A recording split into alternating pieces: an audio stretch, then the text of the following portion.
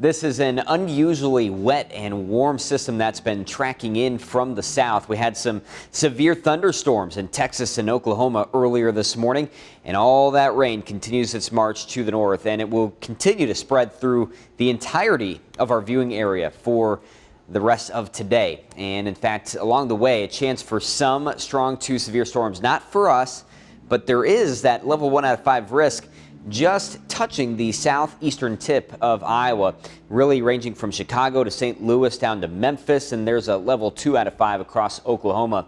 So again, a really potent system that's on its way in, bringing in some of that Gulf moisture, and temperatures today will top out about the 40s and 50s. So that will keep everything as rain. Of course, going to be a steady light to moderate rain for a lot of the times. However, there could be some heavier pockets of rain at times that may come with a few flashes of lightning and a few rumbles of thunder.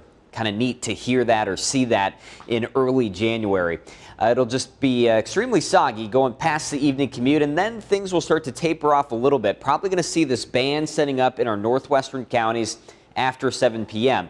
That's as the temperature will start to drop out of the 40s into the 30s. Maybe a brief wintry mix taking shape, some rain and snow before the moisture dries up completely. But you can see temperatures remain above freezing. So I think it's going to be difficult for the snow to accumulate or stick on the ground, and shouldn't have too many problems with that, maybe beyond a few isolated icy spots. And when you look at the rainfall amounts, about a ½ inch to around an inch expected pretty much all across eastern Iowa. When you look at the daily precipitation records, I think we'll have a new one in Waterloo. It's ½ inch in 1937, a little bit higher, closer to an inch in Dubuque, and about an inch and a half in Cedar Rapids. I don't know if we see that much rain, but we'll at least come close to those 1937 numbers. And with the wintry mix, anything would be less than an inch there north and west of Waterloo.